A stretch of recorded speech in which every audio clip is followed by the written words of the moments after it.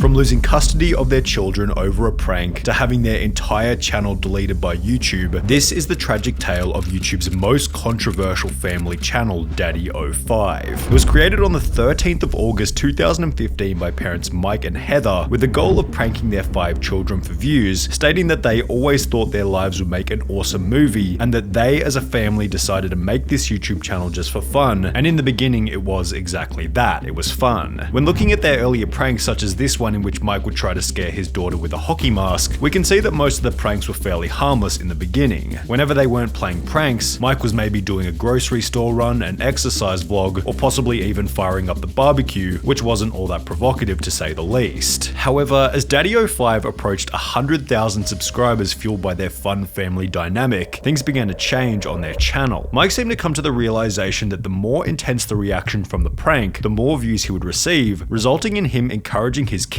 to try and get whoever they were pranking as angry as possible. And keep it going. Get her as mad as you could possibly get her. I'll end it. When it goes too far, I'll end it. But let's see how mad you can get her. As a result of this being the goal, Mike would then realize that not every child in the family would give an equally strong reaction. For example, their daughter Emma would barely react to even the most brutal of pranks. Why are you kissing boys at school? I'm not kissing no one. Yes, you did. Yes, you did. They both said they saw you. Leading Mike to conclude that she wasn't worth pranking in the first place. Well, I'll tell you why we don't ever prank Emma. It's simply because Emma cannot be pranked. When we do prank her, she has like no reaction to it. There's zero reaction. On the opposite end of the spectrum, there was Cody, who would basically have an emotional meltdown every single time he was pranked. It's just a prank.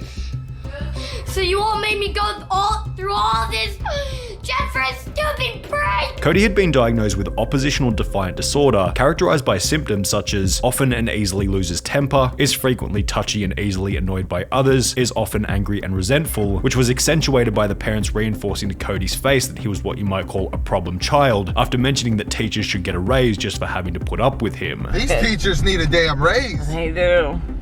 Especially dealing with this one. I really feel teachers ought to be getting paid a lot more than they get paid. Cody's short fuse therefore made him the main target whenever Mike wanted to get a reaction for the camera. Me and Jake just did a prank on Cody, and now I feel really bad about it. And since the most intense reactions generated the most views, Cody was often pushed well beyond crying, during which Mike would even refuse to turn off the camera after Cody had asked him to do so. Go and take the camera with you. No! I gotta vlog my life.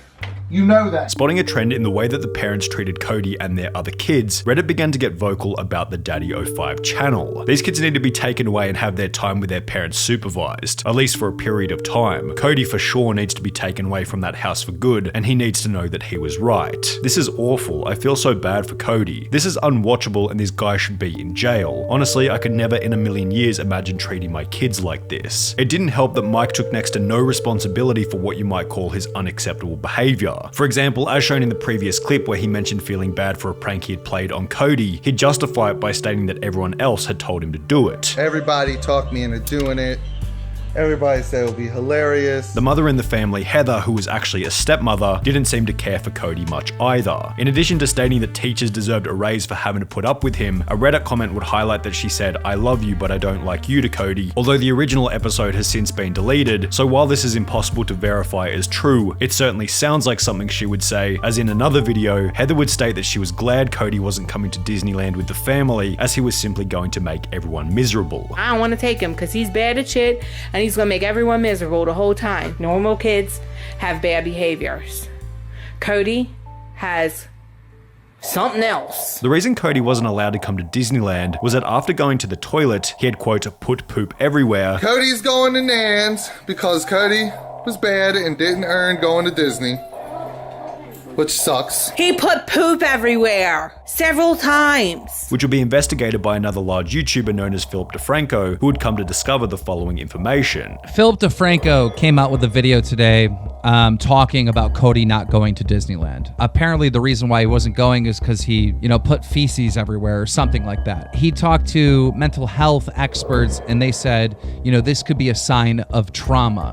What do you say to that? Why do you think Cody did this? DaddyOFive would go on to clarify this by stating that the toilet had simply overflowed. There is no feces on the wall. What happened was the toilet overflowed. It happens with 5 kids in the house. Right.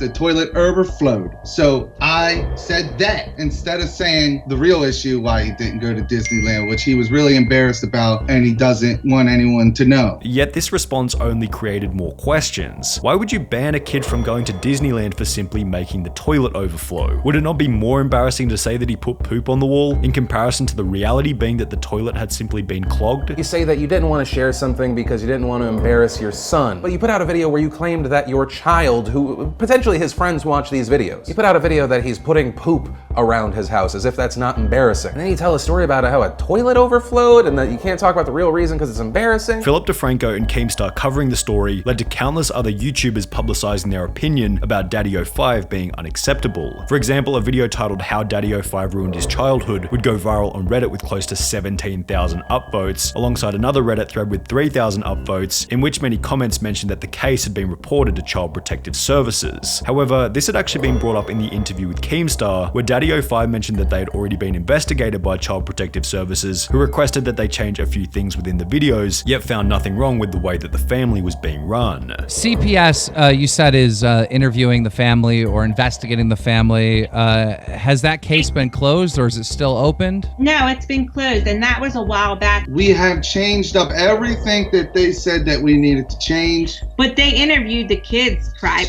privately, and the case was closed because there's nothing to find. There was nothing for them to see, and they realized that. And they did say that some of our videos were distasteful, which I can agree. Some of them are. Although all of this would change after DaddyOFive would upload their most brutal video to date. It was crueler and more emotionally charged than anything they had done in the past. It would completely destroy their reputation, and it went by the now infamous title, Invisible Ink Prank Epic Freakout. The video began with the mother explaining that she planned on pranking Cody by pouring invisible ink on the carpet. I got a prank for Cody. I bought this here invisible ink, and I'm gonna squirt it all over his carpet and start flipping out because he really didn't do it. So we're gonna see how this goes. In the clip, her body language and tone of voice implies that it was gonna be another fun, happy stunt, although when they do confront Cody about it, to say that they went overboard would certainly be an understatement. What the hell is that? What is this? Cody! Tell me! I didn't do that! Tell me what you did! I swear to God, I didn't do that! I didn't do that! I don't have anything to color with it! Why did you do that? Pretty quickly, all of the kids are crying whilst the mother is outside the room having a bit of a giggle, and when they do eventually reveal that it was a prank, the kids don't seem all that excited. We got you both! You were innocent bystander! Yeah. You just got owned. It's just a prank, bruh. The video would go on to receive a ton of backlash alongside a like ratio of less than 50%, leading Philip DeFranco to once again discuss the family, bringing widespread attention to the video. And so there was a range of anger. Some people saying this is outright abuse of your children. Others saying this is not abuse, but these are asshole parents that are exploiting their children for money and hurting them emotionally. And then it also appears that they have a dedicated audience that are completely fine with this. After a bunch of other YouTubers would go on to make their own videos discussing the prank, DaddyOFive would respond with a video simply titled Blocking All the Haters, in which they would acknowledge the criticism. I'm getting all kinds of hate right now on all my social medias and on one of my videos called The Invisible Ink Prank. Following this, they'd go on to ask Cody and Alex if they had been traumatized by the prank. The prank was done on Alex and Cody. Was anybody traumatized? No! Are you guys okay? Yeah. Are you upset? No. It's just a prank. Just a prank. Before the mother would go on to state that the real problem was the haters. To all you haters, you are the ones that give our children drama. You are the one that cause us problems. You are the one that try to embarrass us. However, this video only seemed to bring more attention to the original prank, leading more YouTubers to talk about it. After a couple of days had passed, DaddyOFive would cave in by uploading an apology video. Right now we are under severe attack by all kinds of media, by this Franco guy. He made a video about us just steamrolling us. He never contacted me or anything, and everyone is jumping on this hate wagon Everyone is jumping on this witch hunt. in which they would try and convince the audience that all the pranks had been fake. I don't care anymore. Videos are fake. They're fake. They're over-exaggerated. Some videos are scripted. They're just played out. They're the kids' ideas. We act them out. Although this raised many suspicions, as in their interview with Keemstar, they'd state that the videos were exaggerated but real. Are these videos 100% real? I mean, is it 100% real, or are you guys putting on a show like McJuggernuggets or Kid Behind the Camera? The videos were not fake, but some things are a little exaggerated. This discrepancy led DaddyOFive to be interviewed on Good Morning America, where the legitimacy of the videos was put into question on national television. You're not suggesting that your kids and the crying and the sobbing and that emotion we see was not real, are you? Not every single time. Some of it was acted. Now that there were even more eyes on the family, DaddyOFive would upload a more polished second apology in which they would state that they were now in family counseling. We are now in family counseling because we need it, not only to get through the, media stuff, but we needed to come back together and have everybody, even the kids, to understand what we did wrong. This has been the absolute worst week of our life, and we realized that we have made some terrible parenting decisions. Although the worst was certainly still yet to come. Only 10 days after having interviewed DaddyOFive for their previous bit of controversy, Keemstar would upload a new video titled DaddyOFive Might Be Arrested, in which he explained that the police were now attempting to investigate the parents. More information has come out about the DaddyOFive situation. Apparently, the police are investigating them. An article came out saying that the Baltimore County Police Department were investigating, but they were having a hard time finding the videos and understanding which counties that these crimes took place in. Yet, it wasn't only the police who were investigating DaddyOFive after it was revealed that the courts were also looking into the family. The biological mother of both Cody and Emma used the media attention to claim emergency custody back over her two children, meaning that they were now out of Mike and Heather's family. Emma and Cody are with me.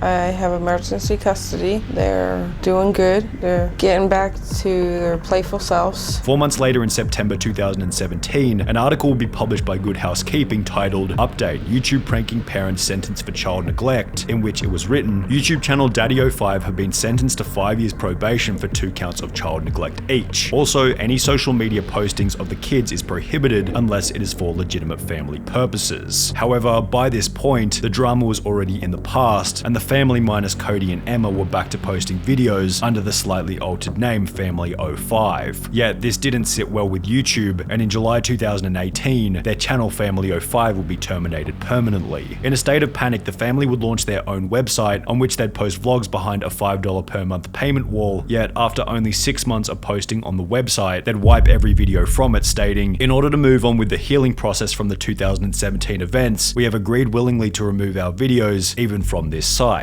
For the sake and well-being of our family, Mike and I feel it is best that we take a long break from the public spotlight." The family would return to YouTube under the Martin family in 2019, which is still active up until this day, although when looking through the comments on these videos, it's safe to say that the damage done to their reputation will never be repaired.